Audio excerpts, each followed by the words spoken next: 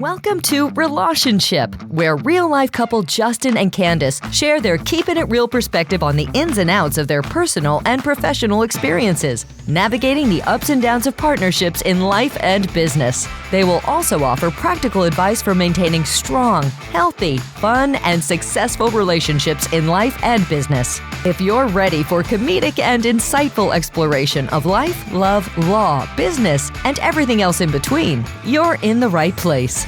Buckle up, it's going to be a wild ride. Here are your hosts, Justin and Candise. Welcome back to Relationship. Today we have the pleasure of introducing you to a power couple whose journey in the world of real estate has been nothing short of remarkable. Joining us are Ray York, a native of Northwest Washington, and his wife, Beth Phillips-York, hailing from the Midwest. Ray's early years were spent working in his family's sawmills before he made a pivotal shift into site sales, eventually becoming the vice president of sales for Pacific Ridge Homes. Beth, on the other hand, started her career in the art gallery scene in Seattle, leveraging her creative background and later excelling in residential sales as a top producer. Together, they've embarked on a beautiful fairy tale romance, exchanging vows the same year they founded the New York team. They've not only built a successful real estate business, but also mentor and guide a team of top producing brokers. Welcome to the show, guys. Yeah, thanks for having us. So let's dive right in and let's talk about first how you guys met. And then obviously, since in the introduction, we, as the audience, we all learned that you guys started your business together the same year that you guys got married. So let's dive into how insane you guys both are for having embarked on the relationship and starting a business in the same year. So let's talk about how you guys met. And then how did you insanely decide in such a short period of time go into business together? It's like a double plunge. Yeah. All right. Well, we met on Tinder. So we had both been married before. We both have kids, previous relationships, and we were on Tinder, and actually hard to date when you're in real estate and insanely busy all the time. So online dating was fine. I was actually singing in a band, and Ray wanted to come see me sing. So there's a lot more to that story, but he ended up coming to see me sing at a winery where I was singing, and sat there for 3 hours being interrogated by all my friends while I sang. So I love that. So then but awesome.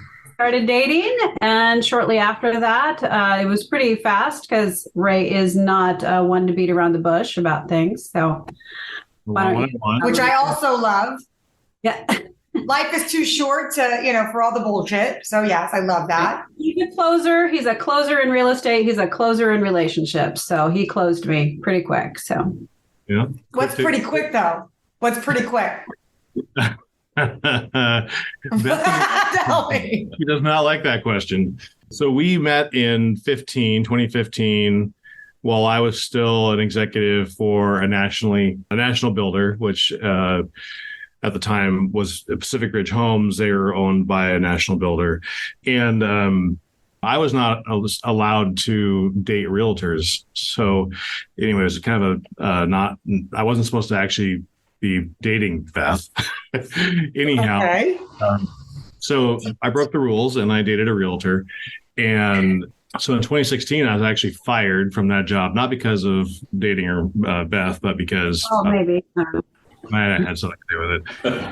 Wait, can I just ask what's the reason or the rationale for the rule? I was in a position where where my job was to hire and fire real estate agents. Okay. So it was a conflict, kind of a. It makes sense. Okay. It makes sense. Right. Okay. So in 2016 is when I was let go. I had a really great idea. I said, "Hey, Beth." Well, actually, she had a great idea. Ray, you should go into resale instead of going back into new construction. And I went, that's crazy. And so let's do that. So I went into resale, and then I said, hey, people love husband-wife real estate teams. And she says, that's great. We're not husband and wife. Go do your own thing. He's like, do you want to be? Do you want to be?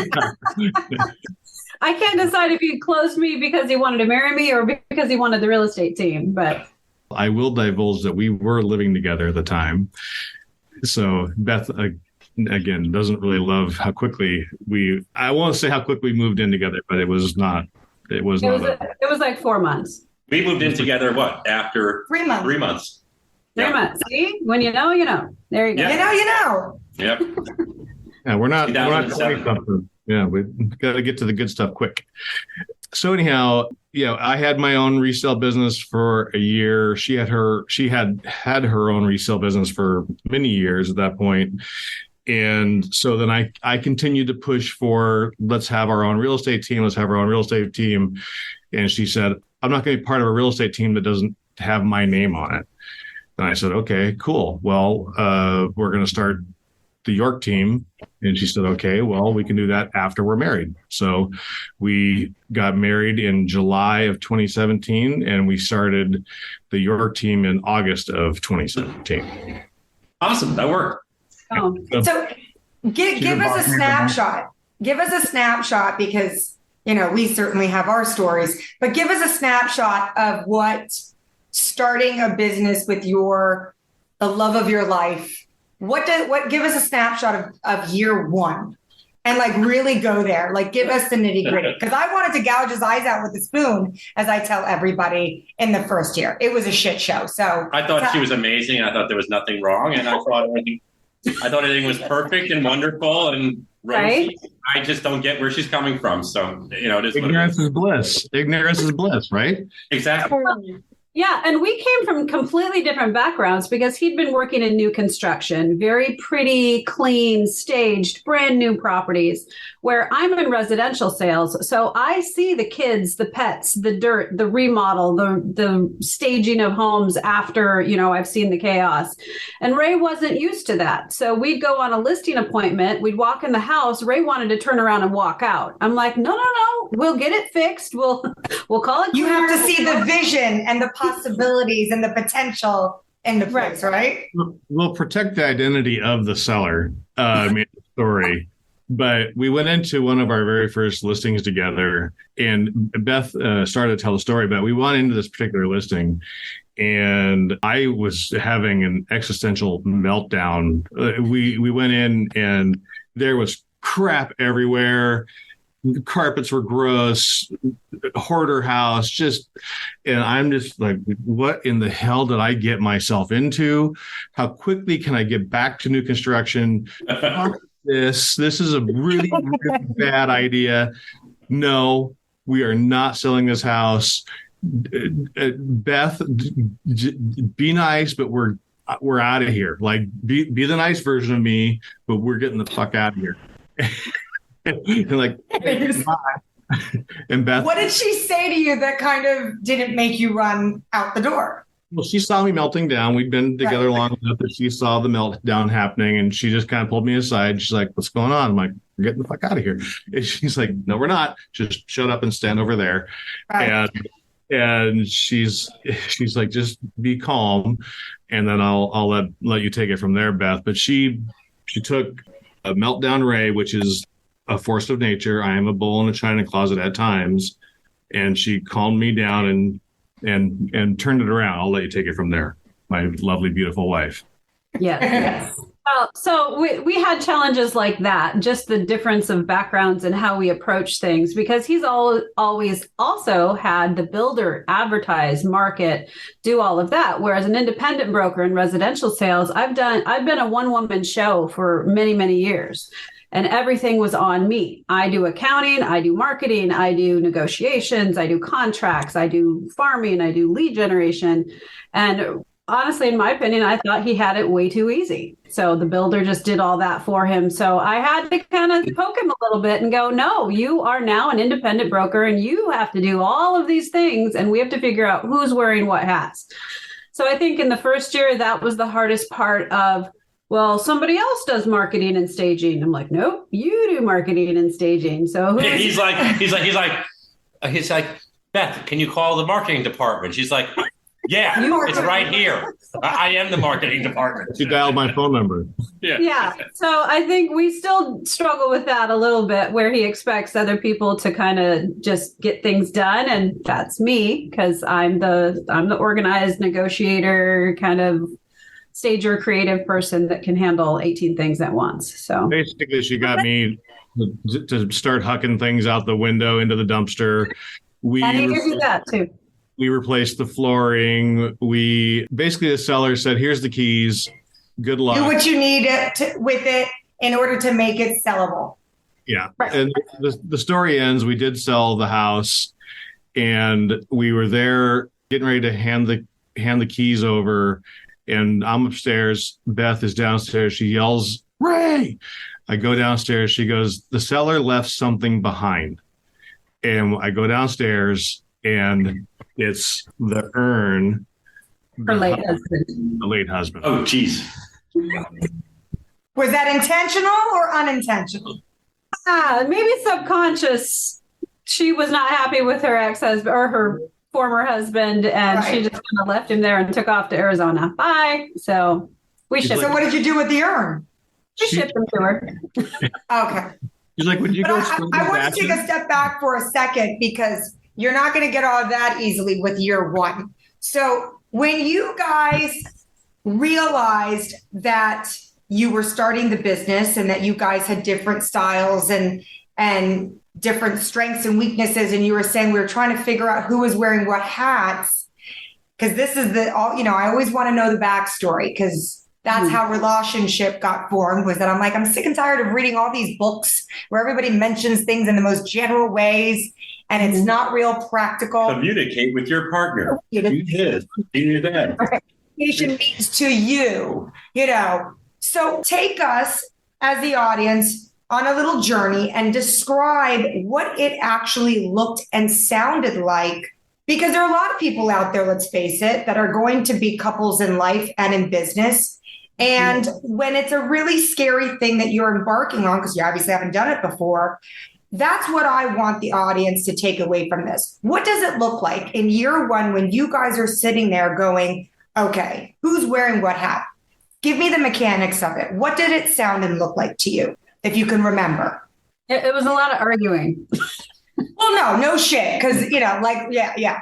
But what was that moment that you started to feel things were gelling? Or what was the thing or the moment where you said, oh, well, maybe this is your strength and this is my weakness. So now we know at least to stay in our own lanes when it comes to this thing. Was there ever that aha moment where everything just became very clear and the division of responsibilities and duties just happened organically? Or was it one of those situations where you sat down, you're like, I still don't know what the hell's going on. Let's sit down and talk about it. We just had a podcast with a couple that's been married for 58 years. And they said the first step we did when we started our aviation business is we had a goal setting session, because the first business that they were in failed because they had false or unrealistic, they said faulty goals. Yeah, they had faulty goals.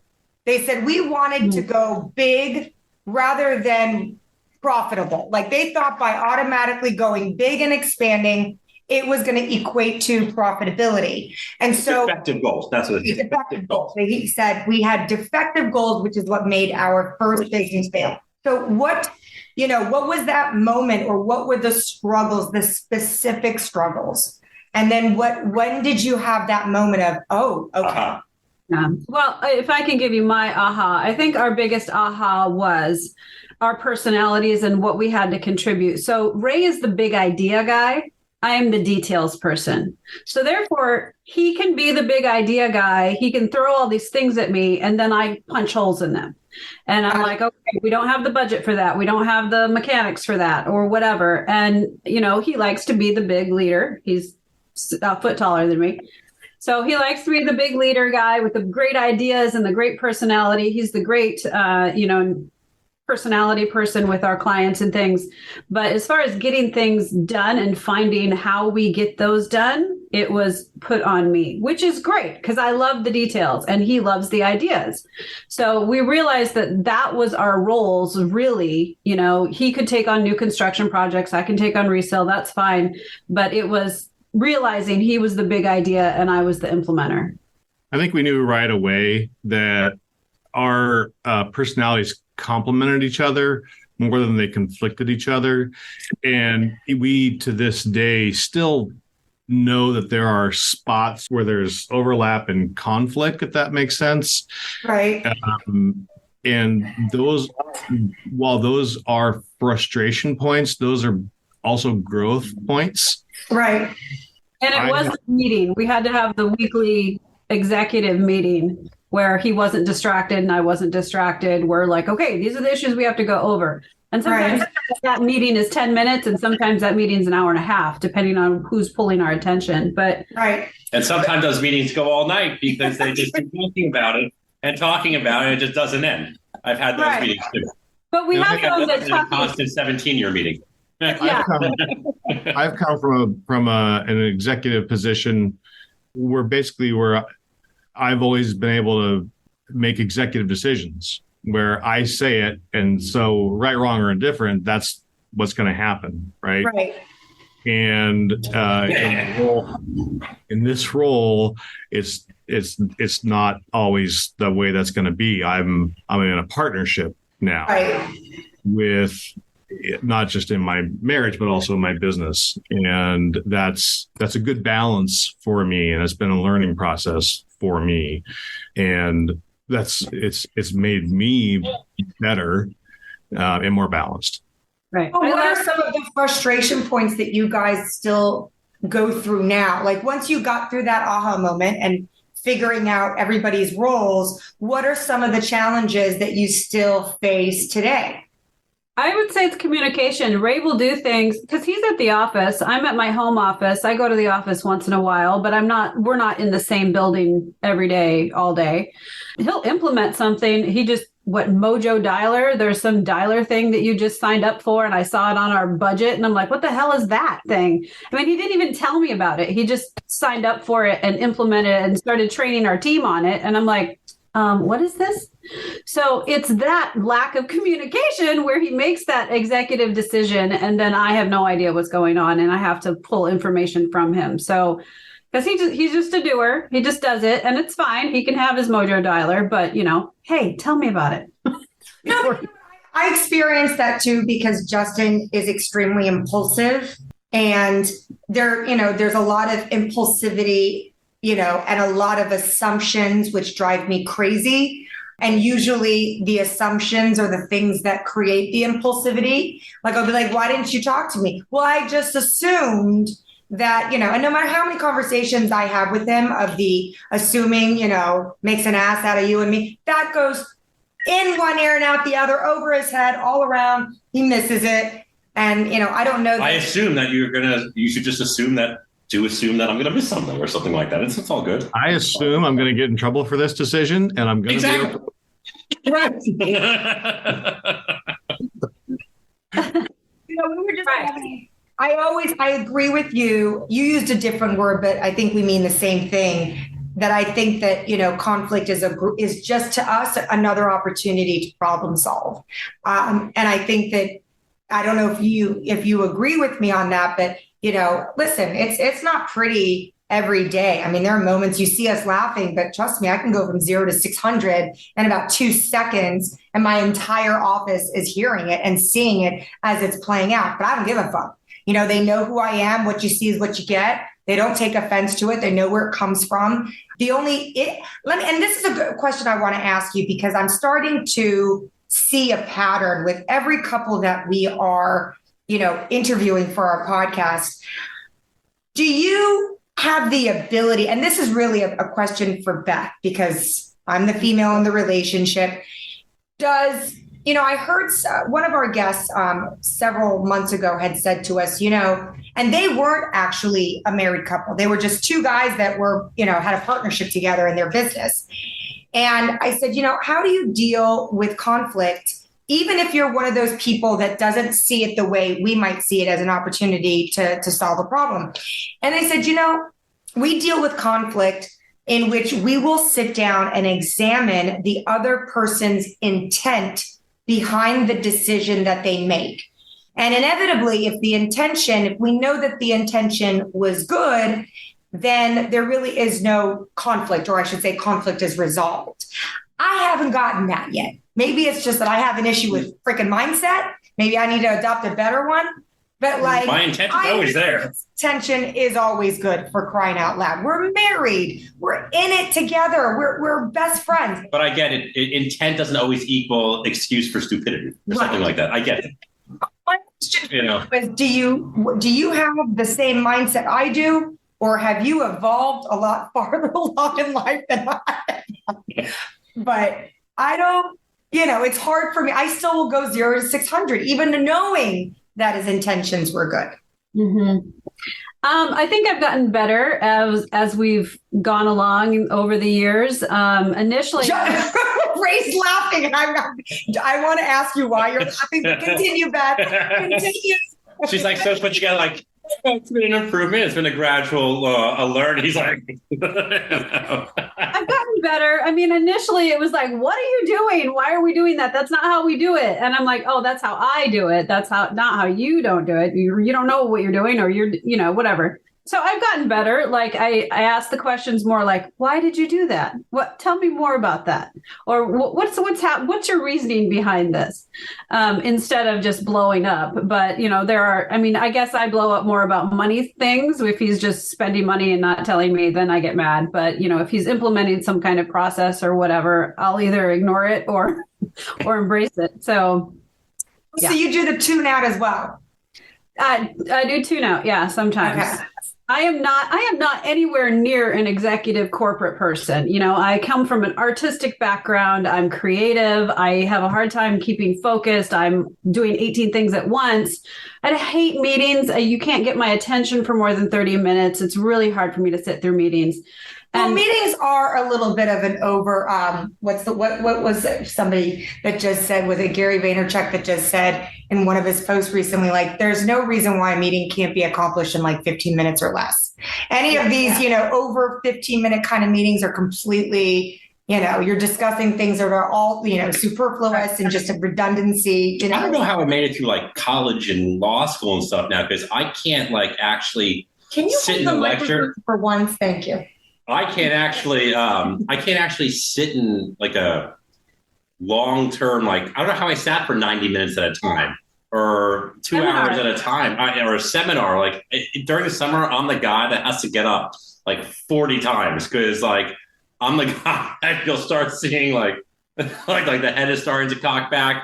But like I don't know what happened with my attention span, but it just went down as we've gone on in time. And I think everybody wants to sell you on their thing. I have every lender in their book trying to get me into their training classes. And I'm like, oh my God, if you give me another training class, I'm going to punch someone in the face. Okay. I don't. Very true. Very, very true. I'm dealing with that too, but I'm not going to let Ray off the hook. I'm circling back to you. Don't think that. Yeah. So tell me what the chuckle was for. I was super interested in hearing how she responded to that question, because as the person who receives that response when she's frustrated with the things that I do, it just depends on what I do. It's maybe how I wrote a contract or the thing that I knew I was going to get in trouble for and how she's going to respond to it. How do you respond to the blow up? Because I blow up many times. How do you respond to the blow up if there is a blow up? Well, if I know it's coming, then I just, be like the buffalo and I run into the storm so that it goes by faster. Or if I don't know it's coming, then I just hunker down and wait for it to go by. But in general, you pick your battles, right? There's sometimes where if I know I'm right, then I'll stand my ground and I'll make my case for why it's right. If I'm wrong, I'm wrong. I'll own it. I'd rather be happy than right. I don't have to be right. That's not important to me. And if I'm wrong, I will own it, and I'm happy to be corrected. 100% happy to be corrected. Beth may not 100% agree with me on this, but my ego is perfectly healthy. And if I'm wrong, I'm very correctable. I'm watching Beth's body language and eyes as you're saying that. but I will say that I'm not always 100% agreeable that I'm wrong, right? But if subjective as to whether you think you are right or wrong. Yeah. Yes. Listen, I'm right 99% of the time. However, I'd rather be happy than right, so I just have to let it go. Correct. I will give him kudos. So, I mean, let's just take writing a contract, for instance. Ray is in it to win it. He'll waive everything. He'll be really aggressive in that contract. And I'm like, oh my God, what are you doing? We can't do that. And he's like, I'm on a win. I don't care. And I'm just like, oh, but it has pushed me to be a little more assertive or aggressive in my negotiations, where I'm a little more conservative. But I think we handed over keys last night on one of those. I know, and it was because you were very aggressive after 6 offers of failing. So yes. Ironically, I'm getting texts from an agent who, for the same clients who we weren't aggressive with, saying, "Hey, do those buyers want to come back and buy the house that we weren't aggressive with?" Like, no, we just closed on a different house. So anyway, I'm not saying I was right, but I was right. Talk about your business. So what do you think makes you guys or sets you guys apart from your competition? What makes, why should people hire, the York team? Ooh, loaded question. Well, I do think that, we have a team, and not every team is functional. So when we had a team and other agents working under us, it was like we were more mom and dad than we were the leaders of that team. So they would come to Ray, he'd say no, they'd come to me, I'd say yes. So it was a really bad team scenario. But I think now we've kind of got our team structure and training and expectations of our team together, so that we know that our brokers are going to be up and trained very quickly, even if they're new, because we have a system now. So it's really created a better system. And I think with our diversity and our backgrounds and our talents together, we are a power force, because Ray can tell you the beams in a house and how they were constructed. And I can look at a crazy house and go, oh, we can stage that and it'll be fine. So I'm the artistic, he's the structure, he's the analytical, I'm the creative. It's just like together, and with our experience. I mean, we've been doing real estate for 19 years. So I don't know. I think we got it down. What do you think in real estate is the biggest reoccurring problem or obstacle that you guys face in that space? The market. Is it clients that have unrealistic expectations? Is it dealing with other brokers? Like what is the reoccurring thing? If I could tell you that in law in a heartbeat. What is that thing for you guys in your industry? Finding new clients. Yeah, every client's unreasonable. Every client has an issue. Every client has an obstacle you have to overcome, no matter if they're getting divorced or their house has a lien on it, or, there's rats in the basement. There's always an issue you have to overcome. So I expect there to be an issue. I'm like, what is it this time? And it's finding that new person to sell real estate to. Where do they come from? After you've gone through all your friends and family, then where does it come from? Right. Is it all leads that want to send you nudie pictures? Probably not. There's a lot of crazy stuff. What have you guys determined to be that source or sources that has really worked for you? And you don't have to answer that, because I also wouldn't want you to feel uncomfortable divulging something that you don't want to, it's a competitive edge, let's say. If you want to share it. If you don't, we totally won't be offended. No, not a problem. So the market constantly changes. And a lot of brokers are kind of like one-trick ponies, right? Well, we talk about in real estate, especially in our world, in the ecosystem in which we're in, what are called lead generation levers. So one company might just call expired listings and for sale by owners, or they might go door knocking, or they might just do open houses. We believe in pulling all of the lead gen levers, because as the market changes, the different lead gen levers work depending on the market, and knowing what's happening in the market matters. So you're pulling the right lever at the right time. For us, open houses are very effective this year and have been. And that's the one that we are pulling pretty heavily right now for our team and for our own production. And they were not a couple of years ago, especially during COVID. So what do Right. you, well, yes. And that would be that was the distinguishing factor, open house working now and not, in some others. Are there other reasons other than COVID why an open house may not work as well as other lead generation levers?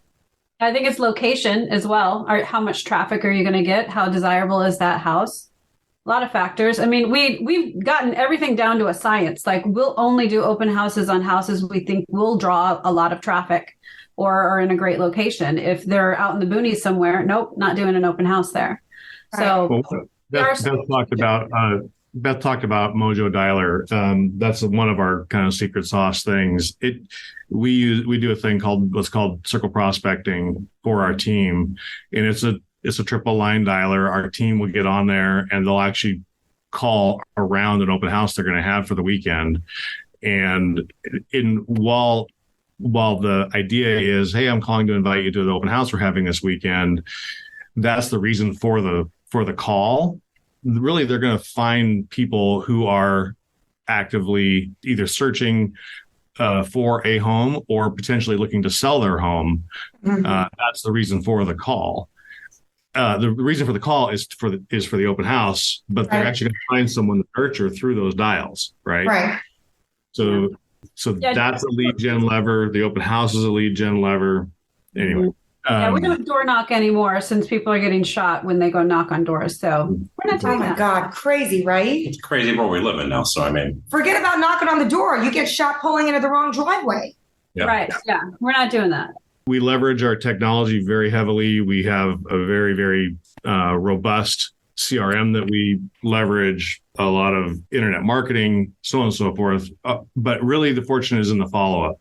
We do all the lead gen so that we can then do the follow-up, which then is where the fortune is found. Yeah. And that's where my sales background comes in and Beth's training comes in. She's also a productivity coach. So if we just get them in, we meet the people we haven't met, we get them into our database, then we can put all of our training into work on those folks and with our team. And then we can obviously nurture those relationships and then create the business that makes us successful, makes our team successful. And, it's a big momentum wheel from there. Yeah. You guys been at this together with the York team. 6 years. Wait, 2015, right? 17. 2007. You guys met 2015, so 6 I'm years. so bad. 6 years. 6 years. 6 years. Coming up on 6 years. And I think they also do you guys guarantee like more sunshine in a particular home in the Seattle area? if you buy this one, I guarantee it's going to be a lot of sun that comes through this window in this particular house. Yeah, I think that's part of the deal. It's in the fine print on our marketing. Yeah. So now that you've been at this 6 years together, what would you say is your biggest lesson learned and takeaway thus far? It might be the same both professionally and personally, might be different. You go first, Beth. What has been your biggest takeaway lesson that you've learned thus far in the 6 years you guys have been at this? Well, I think personally, I've just had to change my perspective of how I operate business. Ray is very tech oriented, and I went screaming and yelling into the tech CRM database. And I'm like, no, I'm not doing that. I'll just put them on an Excel spreadsheet. Leave me alone. Yes. She doesn't even use Excel. I use Word. I love Word and Excel. That's what I'm comfortable with. Don't make me break out of that. But he's slowly got me into the more tech thing, and I'm embracing it more. And I'm like, this isn't so bad. So, giving him that kudos that, my way isn't always the right way, and that we can compromise and bring each other great ideas and, thrash them around and see if they're going to work.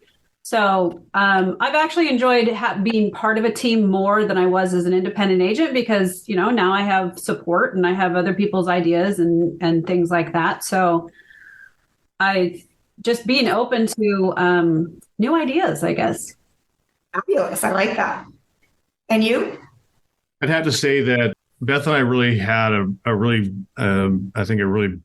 fundamental breakthrough earlier this year, and it really came through some really big challenges by both us challenging each other and some external forces challenging us. And it came from us having to be facing those challenges and those questions and being humble enough to say, maybe we should do things a little differently. Maybe we do need to internalize and think that maybe we could do things differently.